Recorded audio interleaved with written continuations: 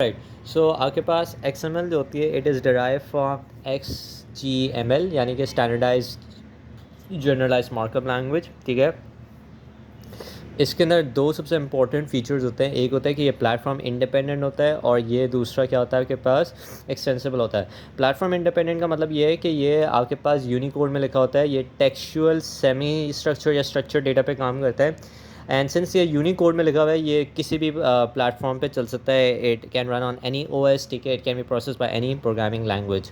Since ये extensible है इसका मतलब ये है कि it can be its features can be extended, ठीक है, कोई फिक्स वोकेबलरी नहीं है, बाय क्रिएटिंग न्यू टैग्स, और it can be extended using extended by it can extend the previous classes, ठीक है। ये वर्ड बहुत दफ़ा आएगा एक्सटेंसिबल का ना।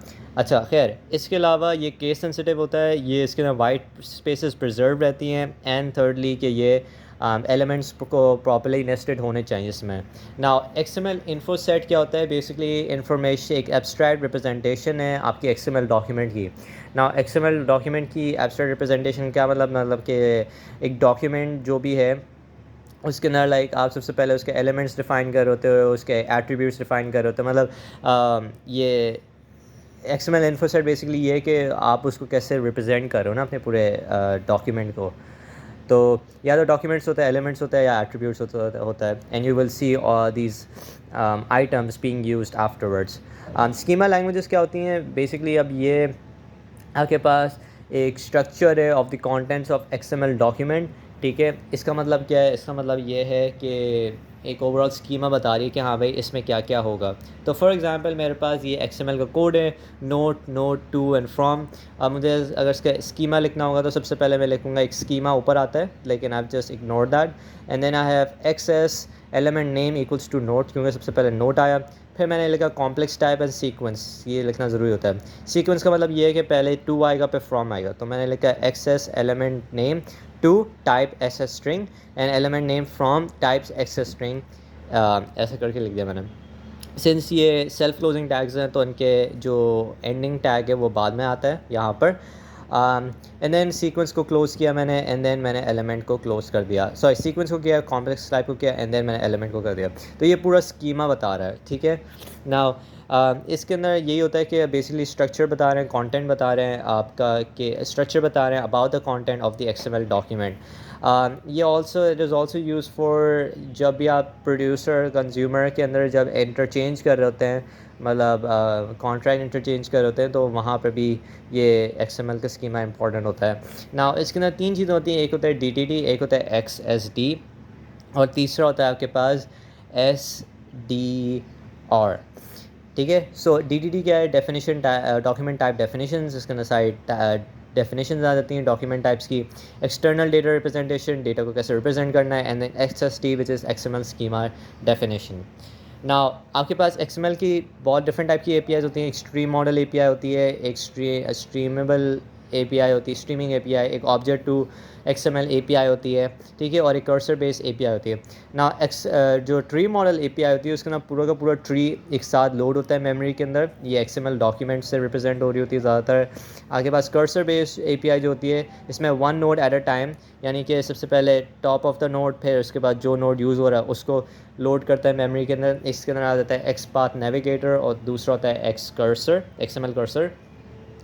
एंड देन आपके पास ये आ जाते हैं हम XML क्वेरीज़ के अंदर। सो XML क्वेरीज़ के अंदर आपके पास बेसिकली जब बहुत ज़्यादा मुश्किल होता है डेटा एक्सट्रैक्ट करना, ठीक है, जब आपके पास एक अनस्ट्रक्चर्ड डेटा होता है, तो एक अनस्ट्रक्चर्ड डेटा होता है तो उसके अंदर हम क्वेरीज़ के थ्रू कर रहे होते हैं। ना क्वेरीज़ के अंदर भी एक हम यूज़ करते हैं X क्वेरी और एक XPath बेसिकली यूनिकली आइडेंटिफाई करता है कि भाई मुझे एलिमेंट चाहिए, मुझे एट्रीब्यूट चाहिए, मतलब उसको सर्च करता है और वो मुझे फेच करके ला के देता है। सो XML डॉक्यूमेंट में से एक्स क्वेरी क्या है, क्वेरिंग लैंग्वेज है, ये भी सिमिलर है काफ़ी XPath से। ये बेसिकली लोकेट करता है और प्रोसेस करता है एक पर्टिकुलर नोड, ठीक है, और मुझे वो जो भी चीज़ है जो चाहिए है उसको मैं क्वेरी करता है और ट्रांसफॉर्म करता है एक अनस्ट्रक्चर्ड फॉर्मेट से इनटू या तो XML, JSON, binary etcetera. XML transformation क्या है? XML ट्रांसफॉर्मेशन के अंदर आपके पास वही है कि आप ट्रांसफॉर्म कर रहे हो unstructured data to XML and so on so forth. XSLT क्या होता है आपके पास? Extended style sheet data, style sheet language transformation. और ये बेसिकली क्या करता है? ये ट्रांसफॉर्म करता है XML को टू PDF डॉक्यूमेंट, HTML या वगैरह वगैरह। नाउ यूजर्स क्या होते हैं आपके पास XML के users? There are like 4 users. एक होता है ट्रेडिशनल डेटा प्रोसेसिंग, एक होता है डॉक्यूमेंट ड्रिवन प्रोग्रामिंग, एक होता है आपके पास आर्काइविंग और एक होता है आपके पास binding. Now traditional data processing क्या है कि आपने XML को इंकोड किया किसी भी चीज़ के अंदर, उसको इंकोड किया एंड देन वो प्रोग्राम के अंदर ईजिली प्रोसेस हो रहा है। डेटा ड्रिवन का क्या मतलब है कि डॉक्यूमेंट ड्रिवन का मतलब क्या है कि XML documents are like containers, ठीक है? XML documents are like containers जो बेसिकली इंटरफेसेस बनाते हैं using pre existing components. Then archive ये बेसिकली बोलता है कि जो आपने कस्टमाइज कंपोनेंट्स बनाए उनको आप सेव करते हो। और बाइंडिंग का मतलब ये होता है कि अगर आपके पास कोई DTD या स्कीमा पहले से है तो वो एक ह्यूज पार्ट ऑफ एप्लीकेशन बता सकता है, मतलब वो पहले से बहुत एक ह्यूज मतलब पार्ट ऑफ एप्लीकेशन उससे बन सकती है अगर आपके पास सिर्फ एक DTD या स्कीम है। तो अगेन आपके पास ट्रेडिशनल डेटा प्रोग्रामिंग के अंदर क्या आ जाता है कि डेटा को आप इंकोड कर रहे हो using XML so that it could be processed in the program. दूसरा डॉक्यूमेंट ड्रिवन क्या है कि आपके पास जो XML का जो भी डॉक्यूमेंट है it's build up of like it's like a container which builds interfaces using pre existing components. Again वो एक्सटेंसिबल वाली बात आ गई। तीसरा आपके पास आ गया कि it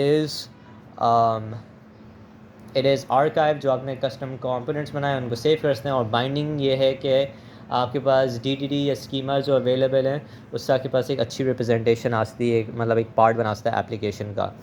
now next let's move on to XML and .NET architecture. XML जो .NET आर्किटेक्चर है इट इज़ प्लगेबल आर्किटेक्चर। इसका मतलब ये है अगेन एक्सटेंडेबल है, you can create new classes और कंपोनेंट्स, ठीक है, from the pre existing ones. यानी कि अगर मेरे पास समझो एक XML टेक्स्ट रीडर जो होता है it is an element wise document होता है, लेकिन मैं अपनी ख़ुद की क्लास बनाता हूँ माई XML टेक्स्ट रीडर, जो अब उसको एक by default XML text reader जो होता है वो होता है आपके पास एट्रीब्यूट सेंट्रिक डॉक्यूमेंट, और मैं अपनी क्लास बनाता हूँ जो उसको एलिमेंट वाइज डॉक्यूमेंट रीडर बना सकता है, मतलब सेंट्रिक डॉक्यूमेंट बना सकता है। These act as abstract classes which can be substituted and then data can be easily conveyed or streamed between components. Now XML की hierarchy क्या होती है? Document reader, writer, navigator, attribute and element. उस ये XML name space के अंदर ये सारी चीज़ें एग्जिस्ट कर रही थी। उसके अलावा अगर दूसरी चीज़ें चाहें तो उनको एक्सटर्नली हमें वो करना पड़ता है, XML डॉट कुछ ऐसे होता है आपको like system dot XML dot something something करके आपको पाथ, स्कीमा, SSL और serialization को इंक्लूड करवाना होता है। XML पार्सिंग दो तरीके से होती है, एक पुल मॉडल होती है, एक डॉम मॉडल होता है। इनमें मैं बाद में आऊँगा। XML रीडर जो होता है उसकी जो क्लास है, एब्स्ट्रैक्ट क्लास है, उसके अंदर आपके पास आता है XML टेक्स्ट रीडर, एक नोड रीडर और एक वैलिडेटिंग रीडर, ठीक है। कौन से? टेक्स्ट रीडर क्या करेगा? या तो उसके पास दो फंक्शनलिटीज़ होती हैं, मूव या रीड की। ना मूव बेसिकली एक जगह पे मूव कर देगा, रीड यानी कि वो रीड करेगा। बट इसका काम क्या है? बेसिकली काम ये है कि नॉन कैशे आपके पास रीड ओनली टेक्स्ट को बस रीड करता है। नोड रीडर क्या है कि एक node at a time read करेगा, ठीक है। It reads a node, it reads in memory DOM tree, ठीक है। मतलब नोड है और जो डॉम ट्री है वो एक node at a time read करता है from the DOM tree. And then XML validating reader क्या है कि जो स्कीमा से डिफाइन हुआ हुआ है उसको वैलिडेट कर रहा है, जो भी तीन हमने जो पढ़ी थे स्कीमास। नाउ XML एंड एडो.नेट, ठीक है, इसका क्या रिलेशन है? तो डेटा सेट कंपोनेंट्स जो होते हैं ये बेसिकली रीड और राइट हो सकते हैं। Data components reads and writes XML।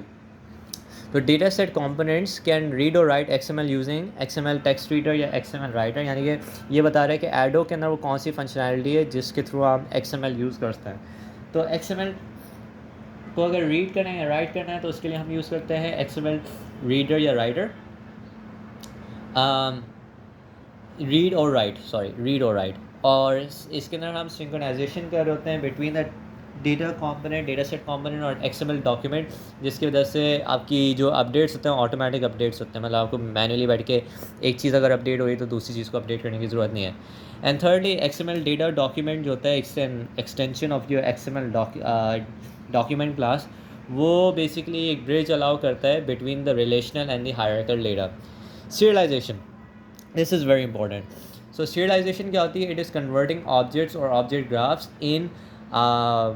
In bite और कैरेक्टर स्ट्रीम्स, ठीक है, सीक्वेंशली। यानी सीक्वेंशियली का क्या मतलब है कि अगर मेरे पास एक स्ट्रीम है ABCD की, तो उसको ABCD में सीरियलाइज़ करें, यानी कि ऑब्जेक्ट ABCD को सीरियलाइज़ करेगा या तो कैरेक्टर स्ट्रीम में या बाइट स्ट्रीम में, और जब वो डी सीरियलाइज होकर आ रहा है तब भी वो फिर आएगा ABCD, यानी जिस ऑर्डर में गया उसी ऑर्डर में वापसी आए। नाउ इसको हम कैसे अप्लाई कैसे करते हैं, ठीक है? तो या तो हम एक किसी प्रोसेस को सेंड करते हैं with in the same machine, तो वो या तो ये कर सकते हैं या क्लिपबोर्ड में सेव करके ब्राउज़र में किसी और एप्लीकेशन प्रोसेस को दे सकते हैं ना। दोनों केसेस के अंदर हम सेम मशीन में वो बस एड्रेस कॉपी कर रहे हैं दूसरी फिज़िकल मेमोरी पर, ठीक है? हम हैं एक ही मशीन पर मगर बस प्रोसेसेस डिफरेंट हैं। या फिर हम डिफरेंट मशीन को सेंड कर सकते हैं, या फिर हम एक फ़ाइल को मतलब फ़ाइल पे राइट करा सकते हैं डिस्क में। अच्छा, ऑब्जेक्ट ग्राफ सीरियलाइजेशन, जो हम ऑब्जेक्ट ग्राफ्स की बात कर रहे थे, ऑब्जेक्ट ग्राफ ऐसे होता है कि ऑब्जेक्ट 1 ये पेरेंट है और उसके 2 चाइल्ड नोड्स हैं 3 and 2, तो 2 and 3 are basically being referenced by 1। तो we need to make sure कि जो ऑब्जेक्ट जा रहा है उसके चाइल्ड ऑब्जेक्ट्स भी उसके साथ सीरियलाइज़ हो रहे हैं। सो फॉर दैट ना सिर्फ हम ऑब्जेक्ट को सीरियलाइज़ करते हैं लेकिन उनकी रेफरेंसेस को भी सीरियलाइज़ कर रहे थे, जो उनका 32 बिट एड्रेस की जो रेफरेंसेस होते हैं उनको भी हम सीरियलाइज़ कर रहे थे। तो हम करेंगे कैसे? Serialize 1 and then reference 3 and reference 2, ऐसे करके कर होते हैं। फिर दूसरा आएगा 3 के अगर चाइल्ड्स हुए, या 3 को अगर रेफरेंस करना है तो सिर्फ 3 आ जाएगा, फिर इसके बाद 3 आएगा कॉमा, फिर 2 आ जाएगा। अगर 2 के चाइल्ड होते हैं फिर हम लिखते हैं रेफरेंस एंड देन उसके childs. Lastly, how does serialization works? So serialization इस तरीके से काम करती है कि सिंस इसके पास पहले से मेटा डेटा रन टाइम पर अवेलेबल होता है इसके पास, एंड उसको सारी डेफिनेशंस पता है, उसको सारी क्या कहते हैं लेआउट पता है मेमोरी की, तो वो आराम से उसको सीरियलाइज़ करता है। And we don't have to write a code for serialization कि हम मैनुअली बैठ के सीरियलाइज़ करें। सेकेंडली, इसके अंदर बहुत सारी इसकी फंक्शनैलिटीज़ होती हैं। एक तो ये होता है इसका फॉर्मेटर होता है। फॉर्मेटर ऑब्जेक्ट बेसिकली ये बताता है कि कौन से फॉर्मेट पर आउटपुट जो उसकी स्ट्रीम है वो किस में होनी चाहिए। वो बेसिकली बाइनरी होनी चाहिए, सोप होनी चाहिए, कोई कस्टम होनी चाहिए। तो it also helps in like D serialisation, क्योंकि जिसमें आप सीरियलाइज़ करो उसी टाइप में आपको डी सीरियलाइज़ करना होगा।